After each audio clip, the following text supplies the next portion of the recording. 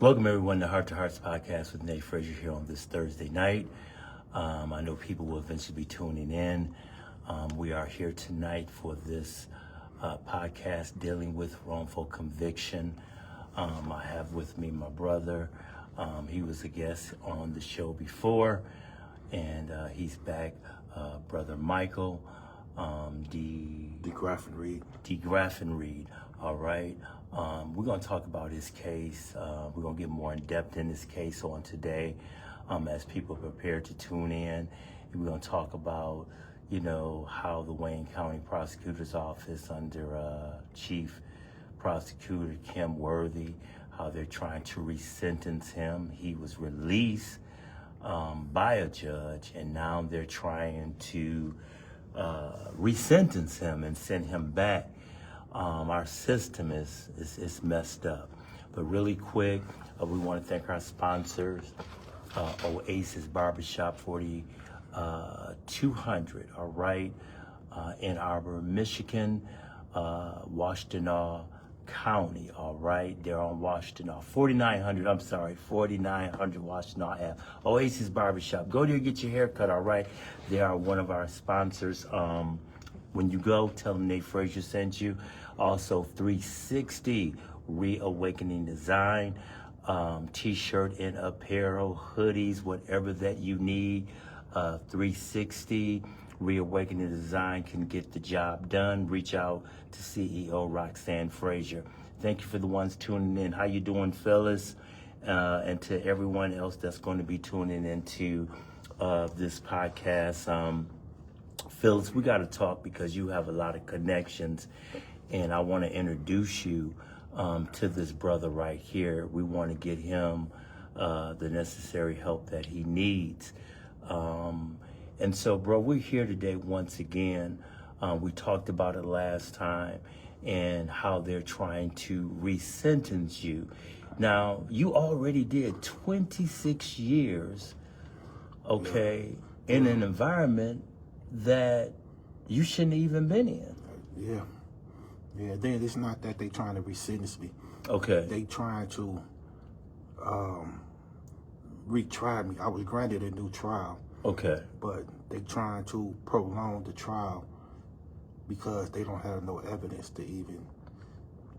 There's no evidence to really arrest me. No evidence. Okay, no evidence to really arrest you. So they're prolonging the trial because, like you said, they have no evidence whatsoever. And that's why the judge released you? That's why the judge released me, because she said that she don't understand how this happened, that I didn't even, not only did I not receive a fair trial, but I didn't receive a trial at all. If they was to try to, say if they was to arrest me today and try to charge me with the crime, they wouldn't have enough to get a warrant. So what you telling me is that they have absolutely nothing on you. They have not a piece of evidence on me. So the 26 years that you did, talk a little bit about how that came about, how the judge ended up releasing you after that much time. What opened up the door for me in 2019, one of the guys that got shot, the victim in the case that got shot, he ended up going to prison. So I reached out to him by sending a private investigator just to see why didn't he come to trial? Can he assist me in any kind of way? What happened? So when the private investigator went to talk to him, he told the private investigator that he didn't know I was in prison. Okay. He told the private investigator that he told the police when I got arrested in 1999 that he seen the person that shot him, and I wasn't the person that shot him. So the police told him just to say that I'm the person that shot him, and he refused to. Okay. And so they never gave him a subpoena to come to trial. They never asked him to come to trial and testify against me, and he the victim in the case. He got shot. Wow. I did 5 to 10 years for shooting him. And he even told the police that you were not the shooter. That I was not the shooter. But they wanted him to say you were. But they wanted him to say I was. And when he refused to make a statement saying that I was the shooter, the person that shot him, They didn't tell my defense. They didn't tell me. They ain't tell nobody. All they did was scooped up under the rug. Never called them to testify at my trial. But I'm still charged with shooting him. Okay. And so in 2019, he did an affidavit saying all of that. That he seen a person that actually shot him. Okay. And they asked him, how did you know it wasn't me? He said, because he knew who I was. And he would have recognized my face if I would have been the shooter. And he didn't recognize my face because I wasn't the one that did the shooting. Right. So what I don't understand, why is the prosecutor's office of Wayne County, Kim Worthy, why are they so about doing a retrial when there's nothing to go on to even have a trial? I don't really understand. I don't know what type of vendetta Kim Worthy has against me. I don't even know what they actually trying to hide. Because me personally, I feel like they trying to hide something. They don't want something to come out because you had the person that actually did it, confessed to doing it. And when the person that confessed to doing it, they said that they drove the car and somebody else was the shooter, not me. They said another guy was the shooter. And so when this person made this statement, you give this person probation. They admitted to first-degree murder. So the person that committed the crime and said they committed the crime, the person that said they did the murder, correct? Correct. They gave them what? Probation. They gave that person probation, but trying to charge you, but gave you 26 years for something you didn't do. We gave you 32 years for something I didn't do. Third, they gave you, y'all listen to this. Listen to this. The person that committed the murder, confessed to the murder, they gave that person probation. So, sentence you for the murder for 32 years. For 32 years. And then the driver of the car, the person that she said was the shooter, instead of them going to arrest that person and charging that person, they charged me with shooting that person. They said this person was standing on the corner, got shot, ran 4 streets over and 4 blocks down to his house, and then went to the ambulance and went to the hospital. But Wayne County Prosecutor Office is refusing to turn over a medical record showing he actually got shot. They won't give me an ambulance record. They won't give me nothing to show that this guy was actually shot. So the attorney that's working on your case, have your attorney requested for those records? We requested for the records, and the judge even told the prosecutor to produce it. And this is when the prosecutor said that they don't have it because my file was purged. The prosecutor's exact words was his prosecution file was purged and we don't have it. So the judge told her, okay, make an affidavit out stating it was purged, and I'm gonna subpoena the hospital for the records. When she subpoenaed the hospital for the records, the hospital said, we ain't got no records of this guy ever coming to the hospital. Wow. And all of this, everything that I'm saying, it's on paper. It's on the record. It got paperwork to everything. It's on the record. People could look it up. You could look the case, and you could look everything up, and you see it's on the paper. And once a person do a thorough look, they actually like, how was you ever arrested? That's what I don't understand. And anybody that's listening to this, like, that's crazy, and it shows all the loopholes that are in this criminal justice system. So, you know, and I heard you say, okay, I don't know what it is, the vendetta, if it's a vendetta. You don't know that prosecutor's office have against you because they're trying to convict someone that's innocent. Now, let's go back into your history. Were no gang affiliation or anything of that sort? No, like, violence back in the day? Nothing like that? I got arrested when I was 23. I was born in 1975, September 3rd, 1975. From September 3rd, 1975 to June 16th, 1999, the day I got arrested, I had never been arrested for a felony. Wow. I don't have no juvenile history, no adult history. I'm a high school graduate. I never got with nothing. Period. Okay. I never been arrested. I've been arrested for misdemeanors, loitering at the store. Yeah, stuff like that. trespass, This stuff, just normal stuff that we as yeah. young people would get in trouble for, but nothing major. Nothing major. To the point where they're trying to really pin this on you. I remember Metro Times, they did that report under the mayor, Mike Duggan, the prosecutor's office, and all of those files, those criminal files, those records were dismissed. So it's a lot of people right now cannot even fight for their own selves. Can't fight for their freedom no more. And Kim Worthy admitted it out of her own mouth that there's people that's in prison whose files is missing. You had said dismissed, they've been destroyed. Whose files that has been destroyed, they can't get no relief now because if they say they're innocent, they can't go look at their file to see if they're innocent. If they say something happened at their trial or whatever, they can't go to their file to see what happened because Mike Duggan, the guy that's running for governor, destroyed the files, which is a felony. So, Wayne County prosecutor's office didn't do it. The mayor destroyed those files? The mayor destroyed them, but at the time, he wasn't the mayor. At the time, he was the head prosecutor. Oh, yeah. So at that time, he was the chief. Okay. The chief Before prosecutor. Kim Worthy. Before Kim Worthy. Okay. She came right after him, and that's how she knew what happened. If a person read the article from the Metro Times, they would see. All they gotta do is get the article and go back to 2025. No, I go to 2024. I came home in 2025. It came out before I came home. So it's either 24 or 25 this article came out. Mm-hmm. And read the article for yourself, and you will see what Mike Duggan did. And now Mike Duggan is being rewarded. Running for governor. Running for governor. Became the mayor of Detroit. He's being rewarded when he committed a crime.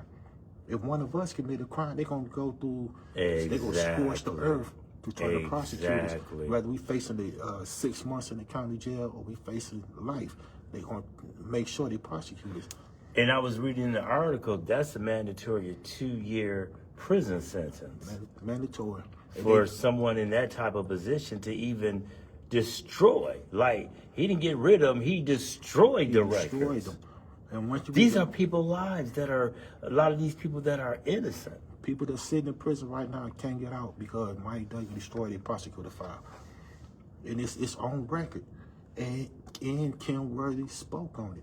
Kim Worthy said she knew about this, but it happened before she got there, and they did nothing about it. We would have never knew about this story if Metro Times would have never ran an article on it. Mm-hmm. You know, so he actually, it's like who is the justice system?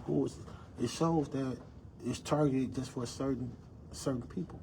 Of course. But no matter what your political party is or whatever, you know, he committed a crime in front of your face. That it's only 2 years, but it should be more than 2 years because he didn't do it by mistake. Right. He knew what he was doing. Right. And the files he destroyed was from 1999 and before.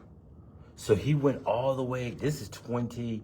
Well, he did it in 1999. But that's a long but time. But he destroyed all the files before, like between like 1970 to 1999. He destroyed all those files. And I'm not saying that's the date. Okay, yeah, I'm paraphrasing. Yeah. But anything before 1999, he destroyed all those files. Wow. And there's so many people that's sitting in prison right now that can't get no relief because of what he did. And this just scratched the surface of the legal, all the misconduct that the Wayne County Prosecutor Office be doing. Not only with the files, and then with my case. Yeah. You know, you got the conviction integrity unit. Yeah, I want to talk about that conviction integrity unit. We have one here, Washtenaw County, and you know, there's people in this county too, Washtenaw, that is not happy at all with the integrity unit here.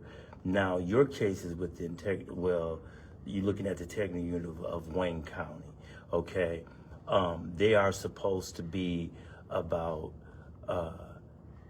helping the innocent, getting things taken care of. But how can you do that when, like your case, evidence shows everything that you're innocent? So if they're about the integrity unit, why are they trying to give you a retrial and do their best to try to send you back to prison? And that's If it's about the integrity. That's what I don't get, because when she says she run on the integrity, when you look at the Brady Gigolo list, what she said about the police misconduct, what is it about me and what is it about my case that you don't feel like their integrity in my case is not intact? You got a police officer that admitted in the courtroom that he used to use his police car and rob drug dealers. He admitted this in the courtroom. And if people don't believe me, you can look up the case. Was this an Inkster police officer? He's a police detective. The Inkster police detective? Matter of fact, he was a sergeant, then he became a detective. His first and only homicide case is my case. Okay. He used to be a narcotic officer. Sergeant. Okay. He became a detective, and my case was his first and only case.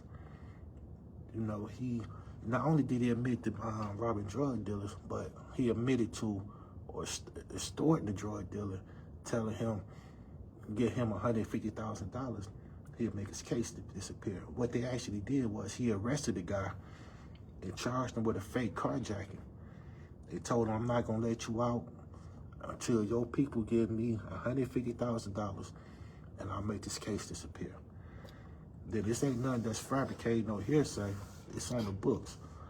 I paid $1,000 for the FBI affidavit. Inside the FBI affidavit, the FBI agent took notes and wrote everything down. The guy was in jail. They contacted his wife. His wife contacted the FBI, and they tried to get $150,000. He said, the wife said, no, I'll give you $75,000 I got right now. They agreed to $75,000. They meet up, the FBI, the feds, arrest him. Got you. They set him up. They set him up. Wow. And so he went to prison for extortion. Then Kim Worthy saying, the integrity. Now, here you got this officer robbing drug dealers, extorting people, kidnapping people, because when you take a person off the streets and put them in prison and put them in jail like that and tell them he can't go until they pay you, that's kidnapping. Right. And so the same officer, and I got witnesses that get on the stand and said that he forced them into writing statements. That I'm an innocent man, and he forced them into writing statements. How's the integrity of my case not it's intact? How is it not being violated? Right. I mean, that's violation all the way. And then I don't know what it is. I don't know if my case get national news, it's gonna be I believe it's gonna be a political downfall for a lot of these people that's involved, including Mike Duggan and including Kim Worthy. And the reason I say Mike Duggan because he transitioned out of that spot during the time I was being tried. Okay. When they gave my co-defendant probation, Mike Duggan was the head prosecutor at the time. Okay. So they had to run it through him. Okay. How can a person actually get probation for confessing to murder? It's unheard of. That is unheard of. And I mean, to the people that are listening, that is definitely unheard of. And this case does need national attention.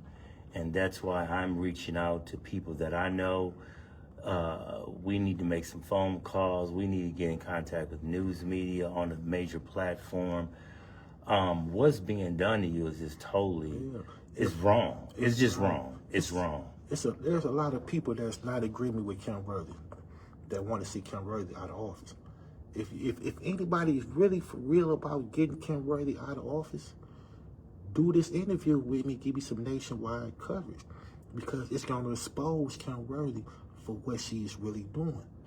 The conviction integrity unit, I came home in August, and so I'm from where the problem is at. And when I say I'm from where the problem is at, the problem is in the prisons. Them the ones that suffer. That's where the problem is at. When you're dealing with the integrity unit, it's all a scam.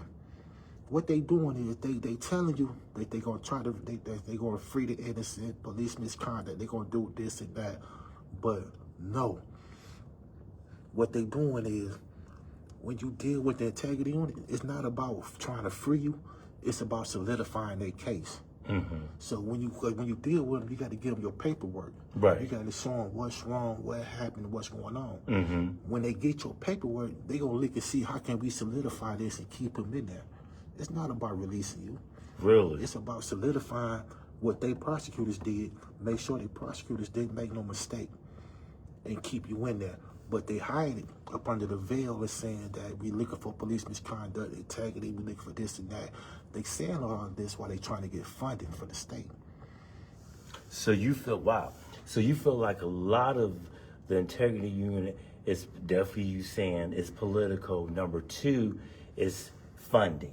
A lot of them are looking for funding. So are you saying they're not really for the prisoners, for the people that are innocent, that's getting out, trying to prove their case? They're not really for that. They're not really for that. The integrity unit been up, 2017, 2018? Somewhere around there. Something like that. They might have released one person a year, if that.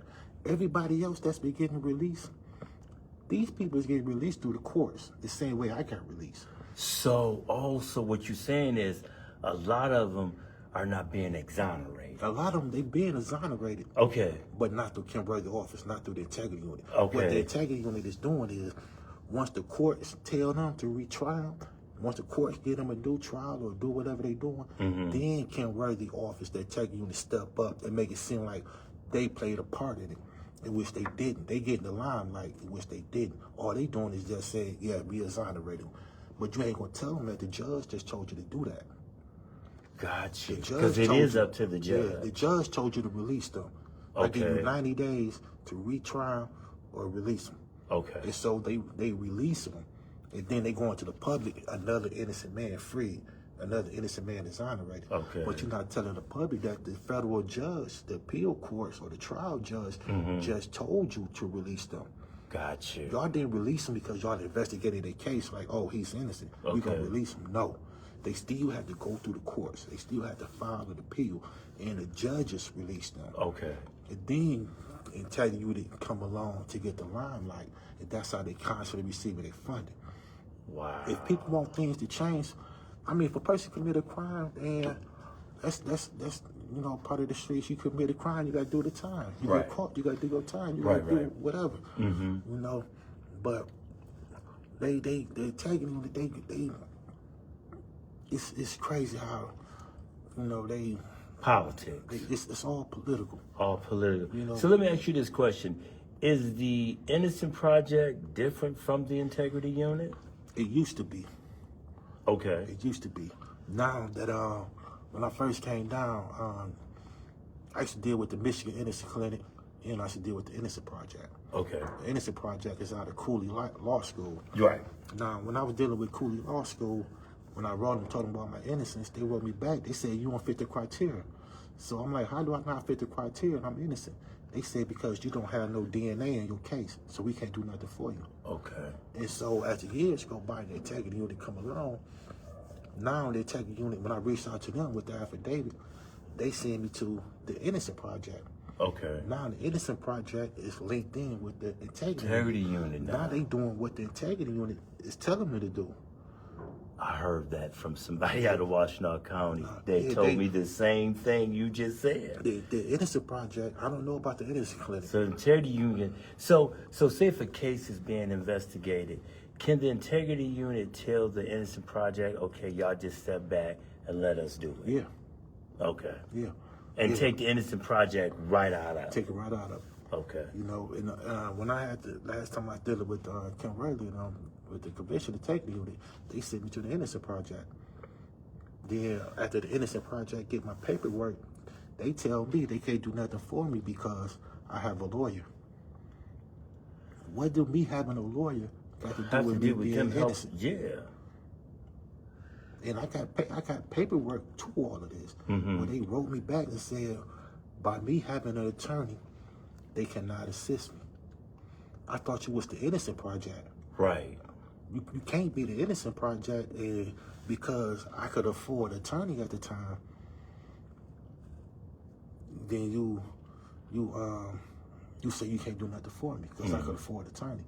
So is you the innocent project for those who can't afford attorneys? Or are you the innocent project as a whole? Right. Because these titles that y'all have meaning. Every word you use in these titles means something, especially the conviction integrity unit. You're supposed to be going about the integrity of the case. Right. The integrity of my case is so out of whack, so blew up. Right. You know, I even asked my judge for a bench trial. She said she couldn't give me a bench trial. And why she couldn't give you a bench trial? Because she know I'm innocent. She seen everything that went on in my case.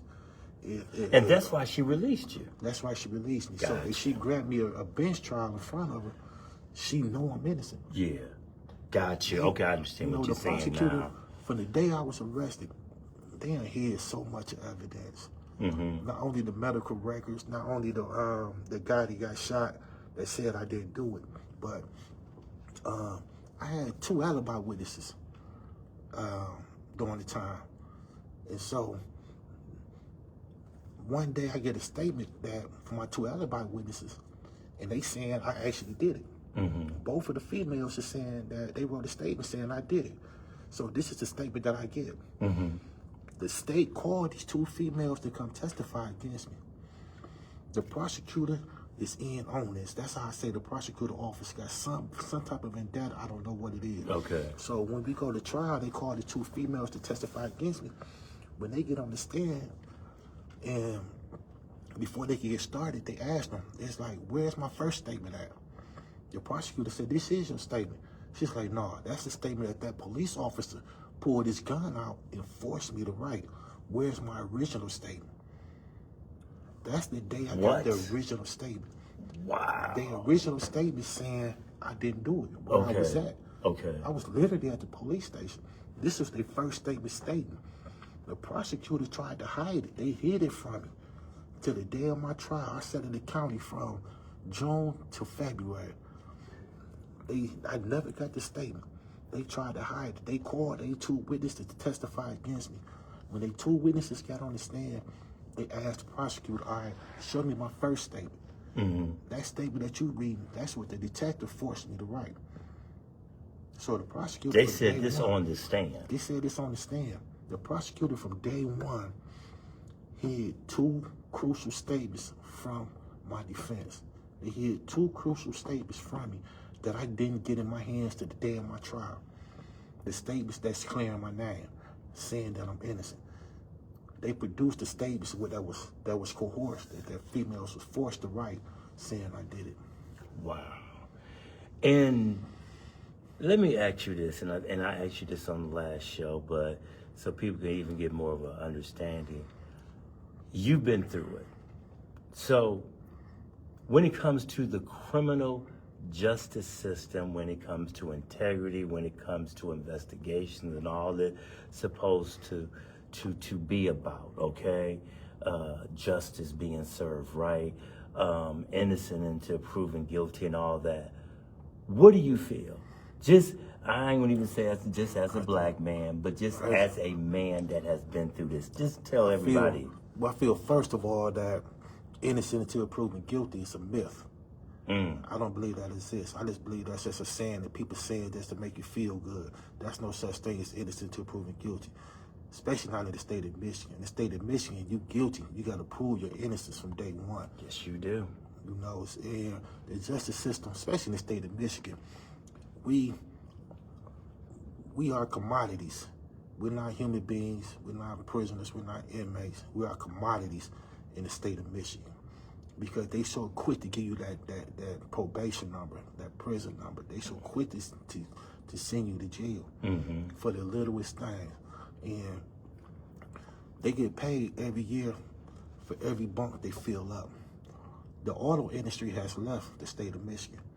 We still got GM here, Ford here, but this is not the auto industry that it used to be. Right. They left. And I know they left. My mother was one of them. Jordan Motors shut down in Willow Run, and my mother moved to Texas. Right. They've been in Texas ever since. This was 1992. Okay. So the auto industry left, so they had to fill that void. They filled that void up with prisoners, with inmates, and turned us all into commodities.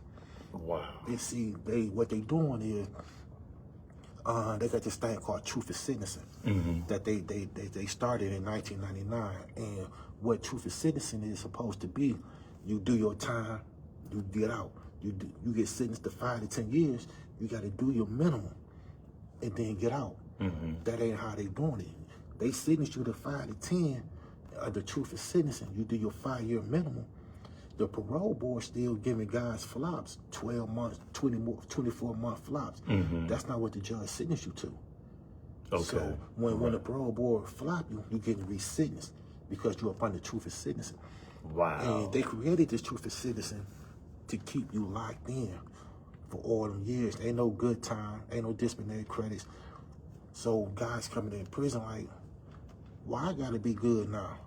It ain't gonna do me no good. I'm gonna stay on when I'm on. I do 20 years, I'm gonna go on with 20 years. That's what I was sentenced to. And so, as they collecting these checks, they got it inside the prison system now that there's no rehabilitation. Only way you get rehabilitation inside the prison is if you want it for yourself. You got to go seek rehabilitation for yourself. I always had the type of mind that I just can't settle. I always want to do something to be better with myself. And so I can't say I rehabilitated myself because I was never in that mind frame, whereas I needed rehabilitation. I made myself into a better man while I was in there. Gotcha. You know, and they don't offer that. You know, I went there, I read books. I studied the law library. I studied religion. I studied Christianity, Judaism, Buddhism, Zennism, Islamism. I don't believe in religion. I just like to study different religions. Yep, I know what you're saying. And so with the justice system, it's not Michigan, we commodities. And the MDOC, when you're dealing with the MDOC, when you're in there, they got all these different entities that they do business with. They buy food, clothes, electronics, music, everything, telephone, every business the MDOC. And it's something that the taxpayers need to pay attention to because y'all paying y'all tax money, and some of this tax money is going to the prisons. You know, for the inmates or whatever it's going for, it's being moved into the prisons. All right, but why is your tax money being spent into the prisons when the prisons ain't spending no money in your own state? Every business the prison is doing, the prisons are doing businesses outside of the state. They ain't doing no business. If they doing a business inside the state, it's some type of mom and pop stuff that they got going on. Right. When you in prison, you buy your food from Secure Packs. You buy your food from Keefe. That's in Missouri. You buy your clothes from Minnesota. You got Union Supply in California. JL Marcus in Minnesota. I forgot the other one that's in California when you buy your clothes. When you make a phone call, the call is being rerouted from Michigan to Texas. So when your person from prison is calling you, a Texas phone number is popping up. So they rerouting the phone to Texas. And that's the biggest money maker, the phone, in JPay. JPay is in Georgia. Wow. So the MDOC is dealing with all the different states. So it's about the money. It's about money. They drop the prices on the telephone, but all that does is now you can make more calls at a cheaper price. You're still paying the same thing throughout the day because now you're making more calls. Right. Before calls was $8 a call. Right. When I came down, it was $8 a call. Now you only gonna make one call a day. Exactly. And that's one call a day every 3-4 days. Right. But now it's like $1.70, something like that. If that high, you making 5-6 calls every day. And you're probably paying more now. And now you're paying more. Right. Because you're making more phone calls. So that's why you say prisons is just about their commodity. We are commodities. Yeah. They make all types of money off of inmates, while the taxpayers is paying their taxes to keep these prisons running. Taxpayers paying taxes to keep these prisons running, and taxpayers is paying for the lawsuits. While the MDOC, they got such a thing going on, all they business, MDOC paying their taxes in other states. Wow. When I say they paying their taxes in other states, they charge us a tax to buy food from Keefe. Okay. You paying taxes to buy clothes in California. Gotcha. From Union Supply, from JL Markets in So Minnesota. you here in Michigan, but everything coming from all these other different Comes states. from different states. And I'm pretty sure Michigan got a telephone company that we could use. Exactly. And keep that money inside the state. Right. We could buy food inside the state from Right. different vendors inside the state. Mm-hmm. You know, we could buy shoes inside the state. They're not going to the factory to buy the shoes. They're not going to Nike to buy the shoes. They're Right. not going to Adidas. Nah, they're going to JL Markets, which is based in Minnesota. Okay. We got shoe companies in the state of Michigan Correct. where the taxpayers paying their money, sending money back out to the taxpayers Right. and buy the products from the state. Right. We get these roads fixed. Mm-hmm. If y'all want to fix the roads in the state of Michigan, tell them people the money they're making off the inmates, put it on the roads. Right. And they not doing that. Right. It's so sad the way that our system is set up, and I'm listening to you speaking from your heart, and what you've been through and why you don't even trust it. So many get railroaded in these cases, and hey, I'm done with the system. I can't trust it. And it's like, because you're fighting for your life, you're fighting for your freedom when you shouldn't have to, you know. And when you, and I heard you say earlier, when a judge tell you, no, I can't give you no bench trial because it would look like in front of the prosecutors that I already know you innocent. So, you know, and that alone right there, you know, because that says a lot, bro, because for a judge to be like, we're releasing him because this is foul, that's foul, all of that. So this judge, she's out of Detroit. Yes. She see what they trying to do to you. Yeah, she see what they trying to do, and she see what they done to me. They stole 26 years out of my life. I'm 50 years old. I met my son for the first time in August of 2025 when I was released. That's when I first met my son. Time. And the reason why I say that, because I seen him over the years. Okay. He used to come to visit. His mother was bringing him to visit me. Everything over the years, for the whole 26 years I spent in there. Yeah. I was in contact with my son the whole 26 years. Okay. But she was pregnant when I got locked up. Okay. I'd never been around my son as a free man until August of 2025. That's my, even to this day, it's like we don't have that bond. We don't have that energy among each other because he's a grown man now. Right. You know, and so I don't know how to deal with grown. I have a certain way to dealing with men. Right. With grown men, I have a certain way to deal with them. Right. I've been in there for so long. I'm offish towards all of them. You know, I don't trust men at all. Okay. You know, I'm not saying that I give women my full trust. I still have trust issues, but by me being in that type of world for so long, it's hard for me to adapt to another man. Yeah, I mean the mental, the psychic, all that has a lot to do with it. You know, because you in there also protecting yourself. Yeah. You know, your well-being, your health, and everything else. So of course, you know, so to be, and this is what a lot of people don't realize, to be incarcerated that long, now you out here in the real world, and you have to adapt. Tell the audience that are listening how you still adapting, but what was it like? You got out, now you trying to adapt. I mean, what is it like? My mind is still stuck in the 90s. Really? I don't have no memories of the 2000s. None. From 1999 to 2025 when I got out, I don't have no memory. My memory is a blank. You know, I can't tell you nothing. It's a blank. But I could tell you about who got stabbed 10 years ago in prison. I could tell you about a guy getting stabbed 20 years ago in prison. I could tell you about a fight. I could tell you about how it's being run, what's going on. You know, I probably could tell you what they're going to have for child. You know, you get Super Bowl badge Sunday. You know, I know more about that than I do this free world. Everything out here is, I don't know nothing about. And I be lost sometimes because I be sitting there and thought. Yeah. My memory go back to 1999, 1998. You know, and what got me adapting is I always had a good, strong family structure. Okay. My family has always been, anybody that know me that knows I'm very big on family. You know, everybody that's your blood ain't your families. You know, they Got that right. understood. But I'm always, my family, they don't really have the money to, when I come home, he go $5,000-$10,000, get on your feet. He go this, let's go shopping, let's do this. I know you need this. They don't have that. But they gave me what they could. They do for me what they could. And I'm the type that, I don't come to them unless I'm in dire need.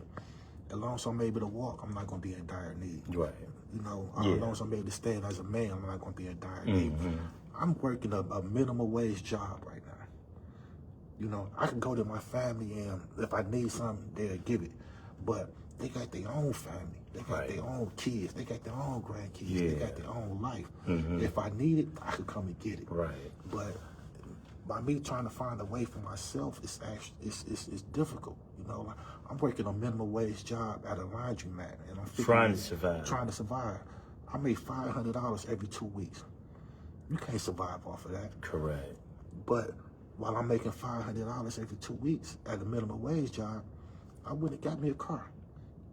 You know, I'm doing everything I can. And I'm on the right path. Right. You know, I keep my faith in God. I'm extremely spiritual. Yes. I'm extremely spiritual. Yes. I'm just not religious. Yeah, amen. I understand. Yeah, so I definitely understand you 100% on that. So as I keep my faith in God, it be times where I don't have money for a whole week. I take my what I made for them 2 weeks.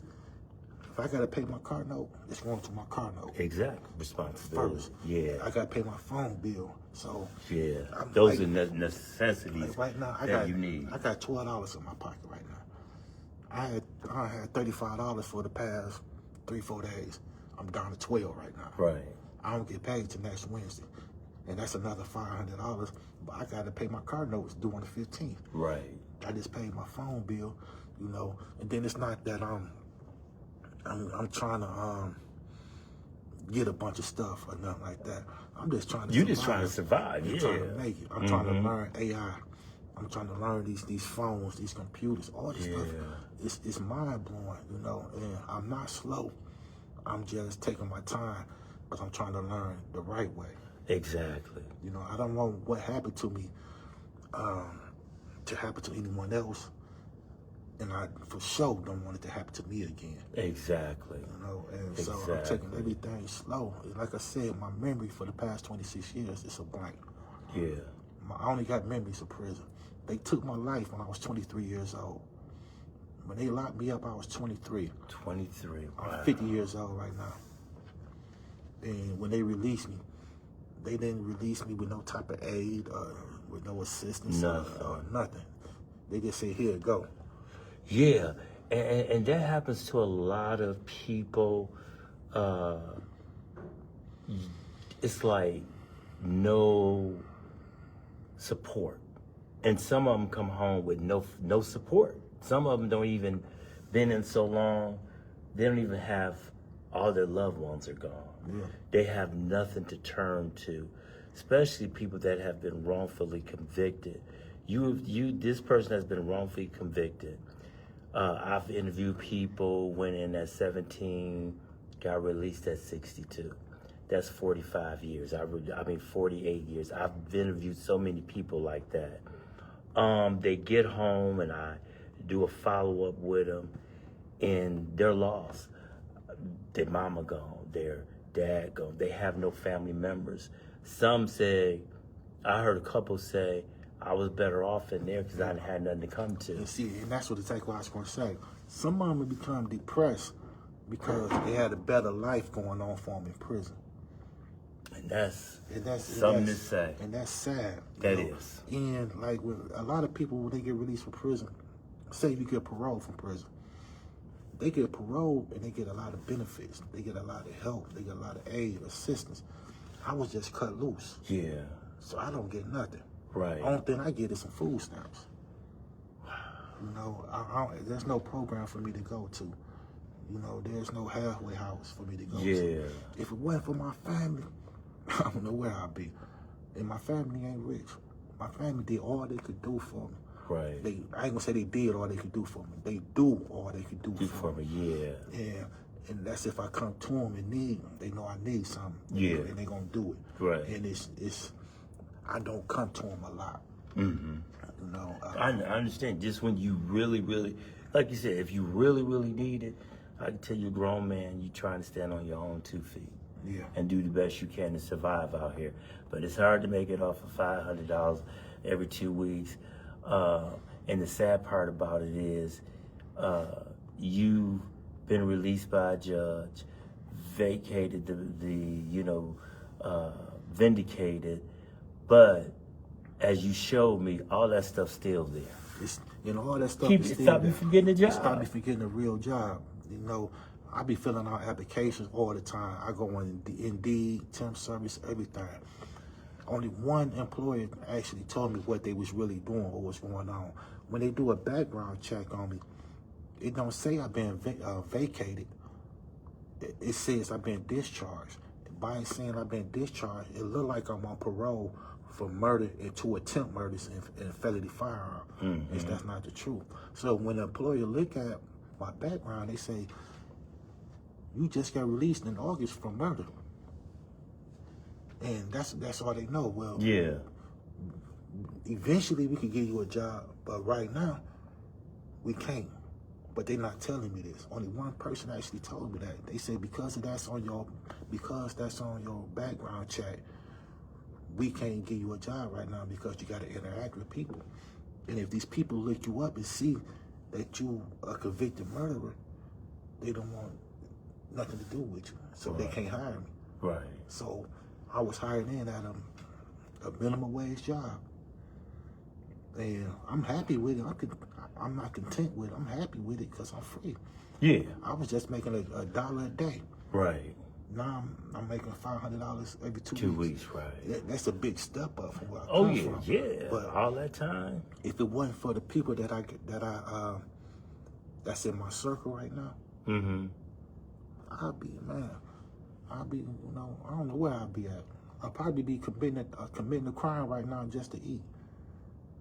I'll probably... To survive. Yeah, I'll probably try to go sell some drugs just to give me something to eat. Yeah, that's just being transparent, because a lot of times, like I said, they get out and they know they don't get, and sometimes I feel like they don't even give them the support because they looking for them to come back. Do you feel that way sometimes? That's what they doing for show fact. Okay. That's why they're not teaching you rehabilitation in the MDLC. Prison not teaching rehabilitation. Why teach a man how to fish and he's not gonna need me no more if you teach him?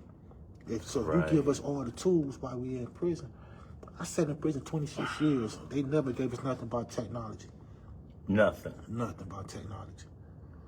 That's because they want you to stay on the same mind level, the same mind frame that you've been on.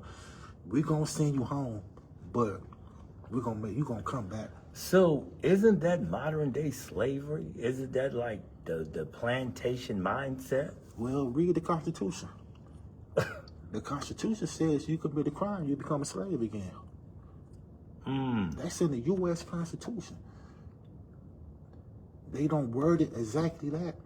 I could be wrong. I want to say the 13th Amendment, but whatever it is, it says if you read the Constitution, it states that if you commit a crime, you become, it don't exactly say a slave, but you become a slave again.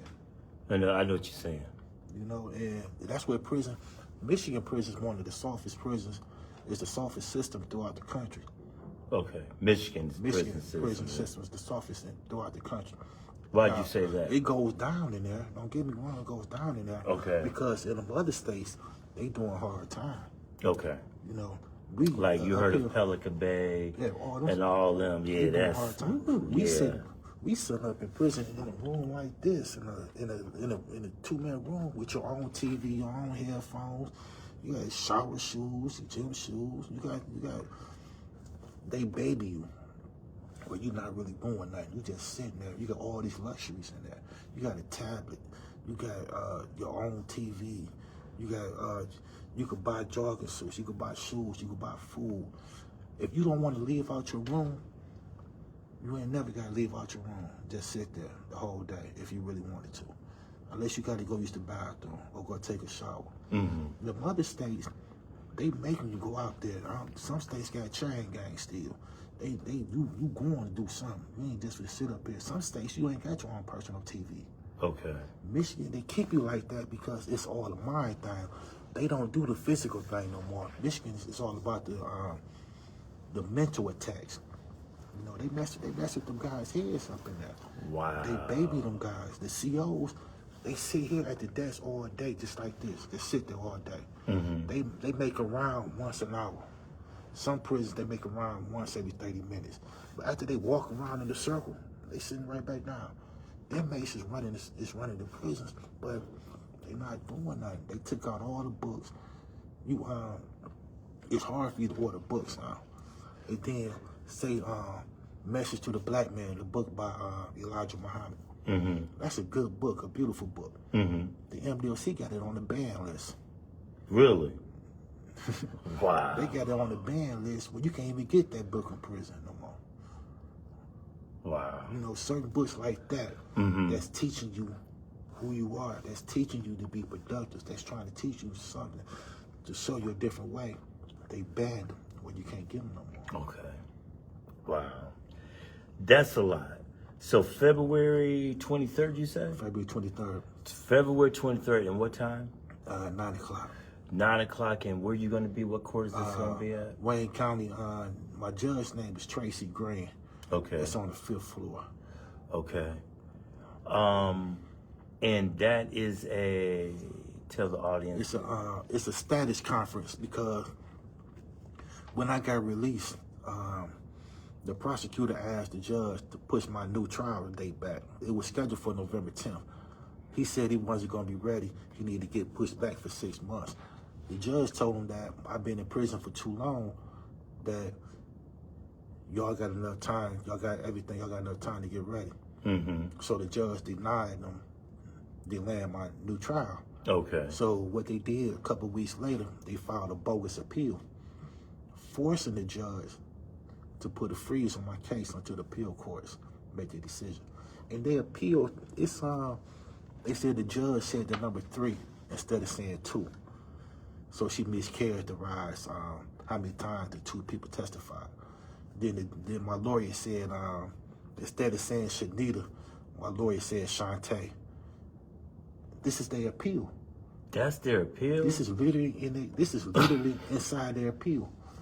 It's a couple more issues that they speak on in there, like they saying that the person that wrote the statement, they confessed to the crime, that I knew about the statement all this time. What me having to know about this statement has to do with me being innocent. Exactly. This statement says I'm innocent. Right. Because the statement says I'm innocent, y'all disregard the fact that I'm innocent. Y'all disregard the fact that the statement says that they did it. Right. The statement is a confession saying they did it. Y'all disregard that. But because I knew about the statement, y'all feel like by me knowing about the statement, I don't deserve no justice. I should go back to prison because I knew about the statement. That's crazy. The statement says I'm innocent. Right, exactly. Y'all ain't speaking on that. The statement said that she did it, her and somebody else. Right. And then she named the person that did it. She put the person name in there. She said her and such and such. She said she drove the car and such shot 10 to 20 times. That's what the statement says.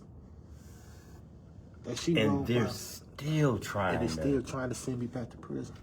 Knowing I'm innocent. I never confessed. They don't have no gun. They don't have no car. They don't have nothing. They don't have absolutely nothing. They don't even have an eyewitness. Don't even have an eyewitness? Don't even have an eyewitness. Because the police, when the police arrived on the scene 1 minute after the shooting, the police testified that they arrived on the scene 1 minute after the shooting. Shortly after that, 2 people rode up on bicycles saying, I did it. And that's what they used to convict me. Forget the 10 people that's in the yard. Yeah. The people that live at the house. Right. That seen what happened. Yeah. Forget these 10 people. Right. The 2 people that rolled up on these bicycles that said, I did it, this is what we gonna use. So and that's how they convicted. That's how they could, okay. Because the jury believed what these 2 people said and not what my 5 people said. Wow. Even the state witnesses that turned on the state and told the truth, they still believe. Yeah. And it's just sad. I mean, it is so sad. So February the 23rd, that's the date you're looking for to see where it's go from there. Let me ask you quickly too, how you feeling about your attorney? I love my attorney. Okay. My attorney named Tiffany Patrice Howe, H-O-W. So to the people that asked me who his attorney was, your attorney is again who? Tiffany Patrice Howe, H-O-W-E-L-L. I love my attorney. Okay. My attorney, she want to fight. Not only, I don't use that because I'm a black man. Gotcha. She want to fight because the injustice that was done to me. Yeah. You know, she want to fight because she know I'm innocent. She got all the evidence right there that I'm innocent. So when I say she want to fight, and she fighting using their own language against them. Gotcha. You know, and she know what she doing. And how do you feel? How do you feel about this outcome? How do you really feel in your spirit? I feel in the end, I'm gonna be victorious. You know, I feel like God wouldn't have brought me this far. Yes. You know, and let me down, and that's where my faith is at. Yeah, I know the evidence is right there. Yes. The evidence shows I'm innocent.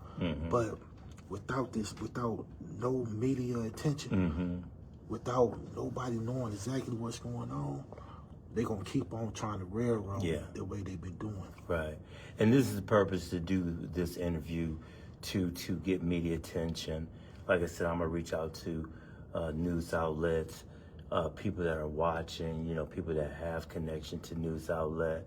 This is just, you know, a brother, a man right here that really needs to go a step further. Yeah. You know, the podcast, what we're doing is all good, but we need to take this a step further. We need to get this to a major news platform, all right? 2, 4, 7, all right? You know, just more, MLive, all right? And reach out to get someone to talk to you about it, because it's a lot of foul things in regards of the criminal justice system that's going on in your case. Yeah. No, I mean, ain't no ifs and ands or buts about it. Yeah, then it's not just me talking about it. Right. I could bring out the paperwork and take a person step by step. Right. And show them the crimes that the police committed, showing the misconduct the prosecutor committed, showing them about the everything. Yes. I got paperwork. I got here. Paper trail. Here go the statement when he confessed. Here go what the judge said. Here go what the prosecutor tried to hide. Here go the testimony. This is the crimes that the detective committed. Here go the case number that the detective. I got everything where I can lay it out and show it to a person. If a person wanted to know, the detective in my case, his name is Darren Williams, D-A-R-I-A-M, I-A-N, Darren Williams. Okay. All the person got to do is go to ChatGPT, type up the name Darren, D-A-R-I-A-N, Williams, Institute Police Department, and look what it says. It's gonna tell you all his crimes, everything that he did, what happened. You know, even if you look my case up, go to ChatGPT. Michael, M-I-C-H-E-A-L. My last name is DeGraffenried, D-E-G-R-A-F-F-I-N-R-I-E-D. Go to ChatGPT, and it'll break down my whole case to you. You can get more in depth to actually what happened to you. Right. Even go to the Conviction Integrity Unit and look up their mission statement and see what they actually stand for. Okay. And see if this is what they're doing. Because they got this thing called Brady Gigolo list, where Kim Worthy showed all the officers that was committed misconduct in office. out of Detroit and what they trying to do and clean up these records. But when it comes to my case, the police misconduct, y'all saying that this officer had integrity. If you the conviction integrity unit, you invest in integrity. How does y'all giving this officer continued integrity when he admitted to robbing drug dealers? He admitted to committing extortion. All this other stuff y'all got this guy for. Right. He went to prison for. How is the integrity still intact in my case? Exactly. How can the integrity unit said that the reason why they denied me is because they don't find the guy that did the affidavit credible. But how do you find the detective in my case credible? Exactly. You must find him credible to say that. Exactly. The integrity is gone.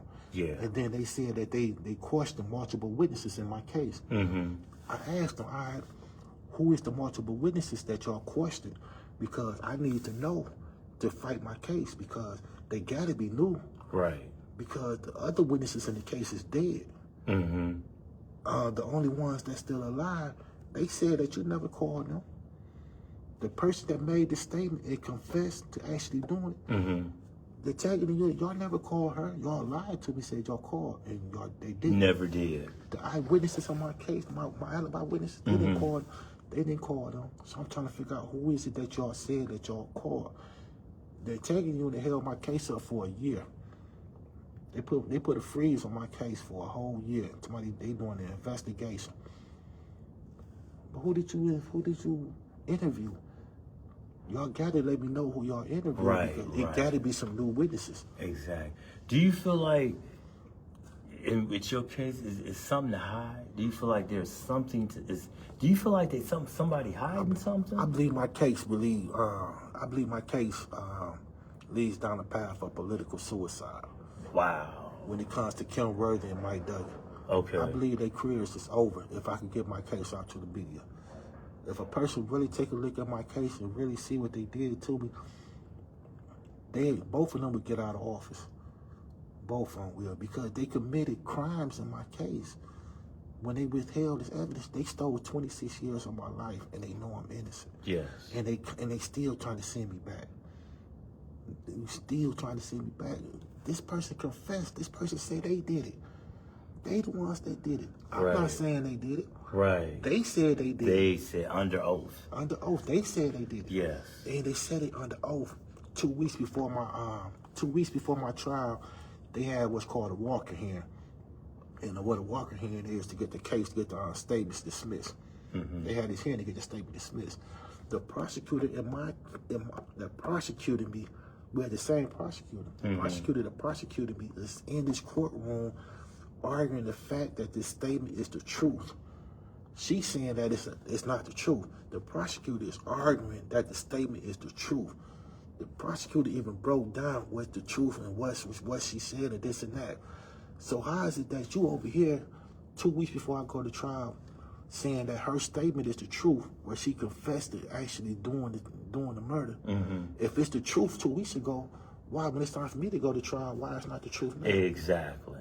Doesn't make sense. It doesn't make sense. It doesn't make sense. The prosecutor, they knew about the statement, and they knew I've been innocent for these 26 years.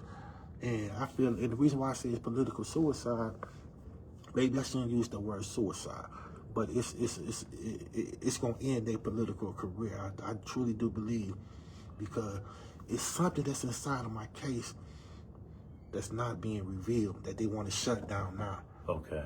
To stop me from going forward. Right. If I file a lawsuit, something might come out that's gonna show that something happened. Right. Something happened inside my case I don't know about. Okay. So my co-defendant, the one who confessed to the crime, after they received probation, they sealed their case.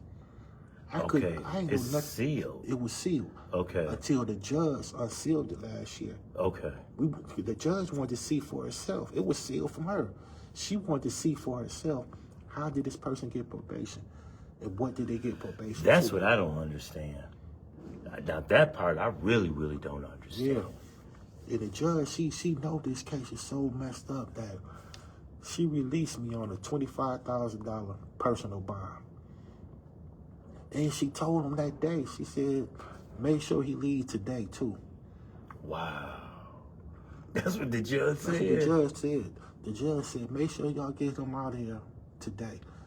She said, make sure y'all, she told the baby to make sure when you go down there to get him processed that you tell them for him to leave today. Yeah, she knows and something. I left out of the back door of Wayne County Jail before it got dark. Wow. Before She it knows got dark. something too. Yeah, somebody knows something Yeah. somewhere and they not telling me. I got a good judge. I love my judge. You know, not because she ruled in my favor. All I want is stick to the law. Yeah. Don't do me no favors. Stick to what the law says. Yeah. Don't try to interpret the law in your own fashion. Yes. And that's what a lot of people do. Right. A lot of people try to use the law and make it mean, make it say what they wanted to say or mean what they wanted to mean. The law is the law. The letter of the law is exactly what it says. And that's what she doing. She going by the letter of the law.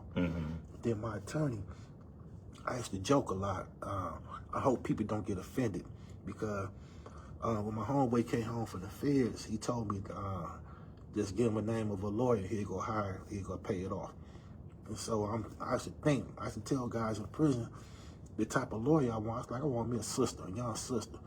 And they say that. They're like, why you want you a young sister? It's like, man, black women love to argue. And so I want me a female, I want me a black woman that's going to go in this courtroom, that's going to argue with these people. Right. And that's exactly, and she don't argue being disrespectful. And I don't mean there ain't no disrespect. Yeah. You know, but she go in that courtroom And lay it down. and lay it down to him. All right. She the best attorney I've been dealing with attorneys since I've been locked up. Right. I had 2 appeal attorneys and a trial attorney, all paid attorneys since I've been locked up. Okay. They ain't do nothing for me. You know, when I first got locked up, my appeal attorney, they say she's one of the best attorneys in the state of Michigan. She couldn't do nothing for me. You know, then I hired another attorney. He couldn't do nothing for me.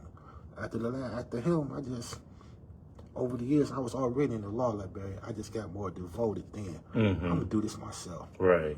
And that's what happened. So we're looking forward to this, and you know everything is gonna come out in your favor. And like you said, you know, we want to reach out to Channel 2, Channel 4, Channel 7, M Live, do all that we can to really get a hold to this story. Okay, this is true. You know, you've been open, you've been honest, you've been transparent, you told the truth. You are no ifs and ands and buts about it, ain't no questions. I've done so many wrongful convictions, and there's no question, there's no doubt. You know, I was always told, you know, you gotta look into these cases, Nate. You gotta make sure.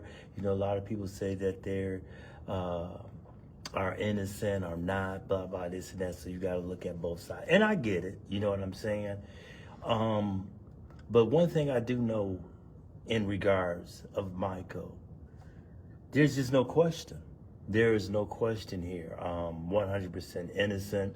And as I said before, you know, you got over 3 million people. Y'all heard me say this 1,000 times. Over 3 million people in prison. 11% are wrongfully convicted. You got over 300,000 people that are sitting in prison, all right? You've been vindicated by a judge, but now they're trying to send you back on nothing. I mean, absolutely nothing. So it's something that you don't know, okay, that's going on that they don't want to come out. To want to send an innocent man back, and prosecutor's officers, they know you innocent. They know I'm innocent. They know you innocent. They know I'm innocent. So it's something that they don't want to come out. No, they can't even show me a statement from somebody saying I did it. They used the 2 guys they used to testify against me. It came out from the police mouth that they was not there. They rolled up after the shooting. So how is you an eyewitness? So we gonna forget what they said. Show me a statement from somebody that was actually there saying I did it. Right. Give me the medical record from one of the guys that got shot. And they can't even show you that. They can't show me that. He got shot right here up under his arm. That's what he said. Okay. He had to go to the hospital. Oh yeah, no doubt. If you charge me shooting this guy, give me the medical records. You got to show me something. And they can't even prove that. They can't even give me that. Anything else you would like to say before we close? When it comes to the integrity unit, man, we got to be real careful about dealing with them people. If you got people that's in prison that's trying to come home and they're innocent, you know, it's a lot of guys that's up in there that's innocent. It's a lot of guys that's in there that's guilty, you know, that's trying to find loopholes or trying to latch on. You know who's innocent, you know who's not. You know, when it comes to me, I got evidence showing that I'm innocent. It's 99.99% evidence showing that I'm innocent. You don't have a driblet to show that I even played a part of this case. When this case happened, I was literally at the police station when this case happened. I mean, literally at the police station when this case happened. And so, you know, what is they hiding? I don't know. All I know is I just need some media help. You know, I need to get my story out there. I'm not trying to be famous. I'm not trying to be rich. I'm not trying to, you know, be nothing in that sort. I'm just trying to live my life. I'm 50 years old. My lifespan is maybe another 20 years. You know, age 70 through 80, you know, I'm healthy right now, but I don't know what's going to happen in the next few years. But I just want to get my story out there. And not only once my story do get out there, not only will it help me, but it's going to also help a lot of people that's in prison right now. Because what Mike Duggan actually did to them guys that's in there, it's criminal. You know, my next court date is February 23rd. And that's a status conference because the prosecutor filed a bogus appeal. And it's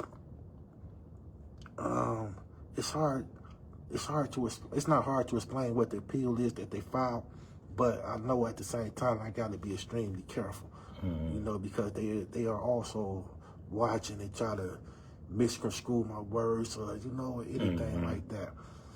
But right now we waiting to see on the appeal court. By be waiting on the appeal courts, I'm out on bond. The appeal courts, if they rule against me, they can send me to prison tomorrow. You know, they can send me back to jail tomorrow. You know, so right now it's a waiting game, and I just want the prosecutor to just give me something saying I did it. That's it. If they don't have nothing, they when they told me last year that my file was destroyed, all of a sudden they come up with some type of paperwork. My last I went to court the last time. Now they got some paperwork. Now they got some paperwork I don't know nothing about, but none of it showing that I'm actually guilty. They can't even use this paperwork to get a warrant on me. You know, so it's just so mind-boggling. Yeah, something definitely ain't right. Yeah, you know. And I'm if anybody want to talk, any questions, we had a lot of comments on here today. My Facebook is my name, Michael DeGraffenried. Michael, M-I-C-H-E-A-L. My last name is DeGraffenried, D-E-G-R-A-F-F-I-N-R-I-E-D.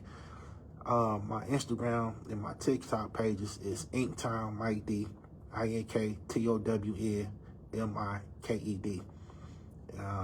Like I say, I don't do nothing but go to work and go home. You know, I work a minimum wage job. I'm just trying to survive, trying to live. You have? I have an evidentiary here. That's how I got released. I got released because of the evidentiary here. And she said, Maru Lou for Fox 2 Detroit. Yeah, I would love to speak with her. She be on at 9 o'clock every morning on Fox. Just anybody. And let's, you know, what is your lawyer? Where's your lawyer at, bro? My lawyer's out of Redford. She's from Detroit, but her office is in Redford. Her name is Tiffany Patrice Howe, H-O-W-E-L-L. And you're very happy with her. I'm extremely happy. She's a good lawyer. You know, the thing about her, she ain't gonna talk to you, you know, throwing things over your head. She gonna talk to you like you a human being, like you a man or a woman. You know, she ain't gonna sugarcoat nothing. She ain't gonna lie to you. She gonna be straight up with you. If you ain't got nothing coming, she gonna tell you ain't got nothing coming.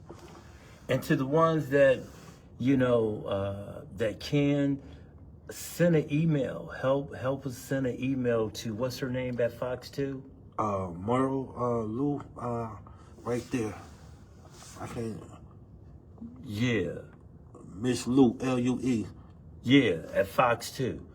You know, you got Randy Wimbledon. He's definitely, I mean, I know him. So let's just, you know, if we can, let's help send some emails and letting the news media know that this is a national story that's not being heard on the national level. Yeah. If we could get this story out and I can get an interview, it's not only going to be beneficial for me and other inmates, it's also going to be beneficial for the person that does it. You know, this is just, we just sitting here for a past hour and we just talking.